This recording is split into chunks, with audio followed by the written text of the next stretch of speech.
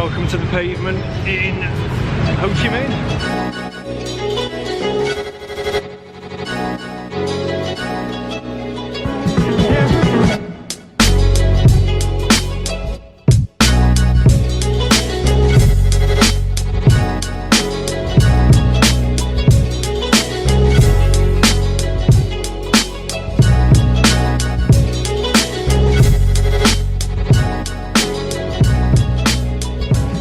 So guys, we arrived, made it into Ho Chi Minh, or Saigon as it used to be called. It's absolutely crazy. I would say first thing we've learned is, number one, if you're going on a journey, whether it's bus, car, taxi, whatever, add a considerable amount of time to what that journey would usually take, because there's traffic everywhere. Just add an extra 45 minutes onto your time. So if you were planning on 15 minutes to get somewhere, add 45 minutes onto that. Yeah, and the next thing as well is them bikes. If it's gridlocked on the road, they don't care, they'll find somewhere else to go. So if you're walking down the pavement, make sure you just stand to the side, because you'll get a scooter up the backside. Every single person that you speak to who comes to Vietnam only has like the most amazing things to say. Yeah. So hopefully we'll find out for ourselves and we have a good experience. Coming through the airport so far, yeah, it's a bit of a nightmare, but Vietnam is very antiquated. You have to apply for an approval letter, which is through an agency before you fly.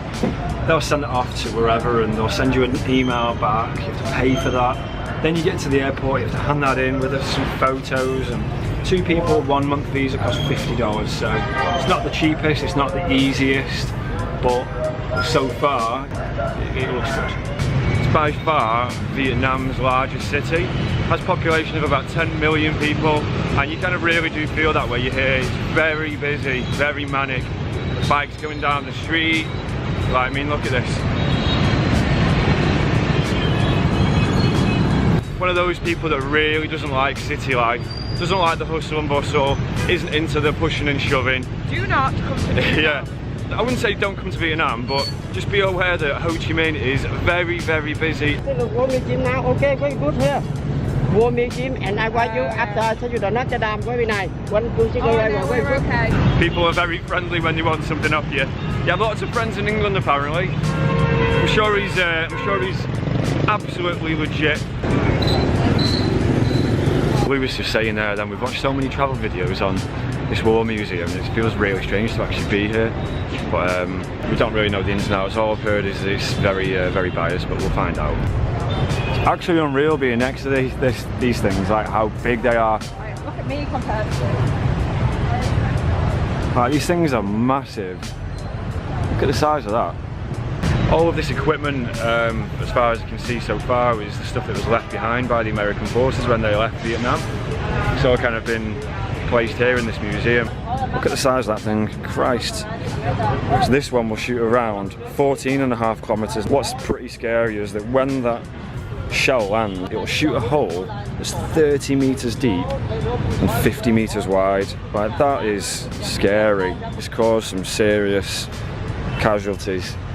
This thing would shoot around, I mean, look at the size of the barrel on it. This would shoot around 32.5 kilometers.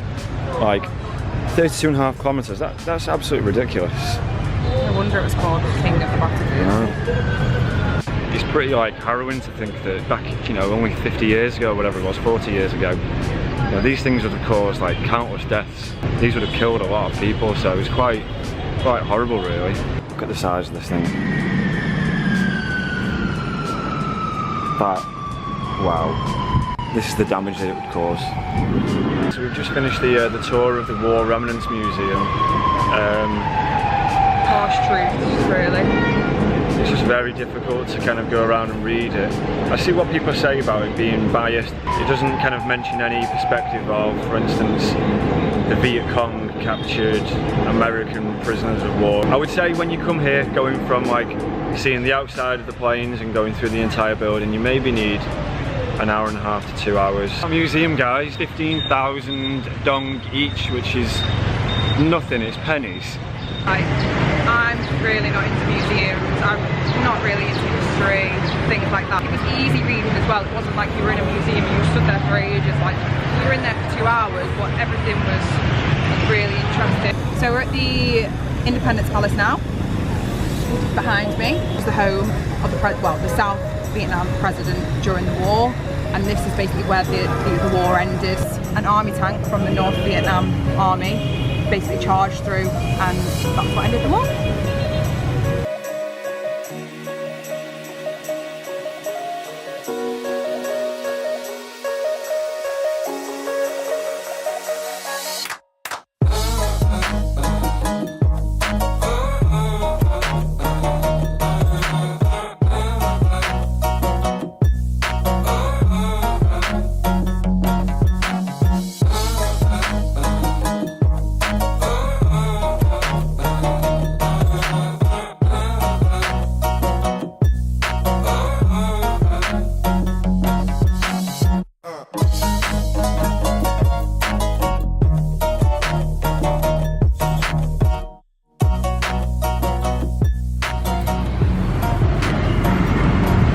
I've seen some people sleep in some weird places, but sleeping on a scooter, that'd take some skill. Okay guys, we're back in the hotel. We've been out, we've had some food, I had some more food. Tomorrow, early in the morning, we're getting a bus to a place called Moon. I think that's how you say it.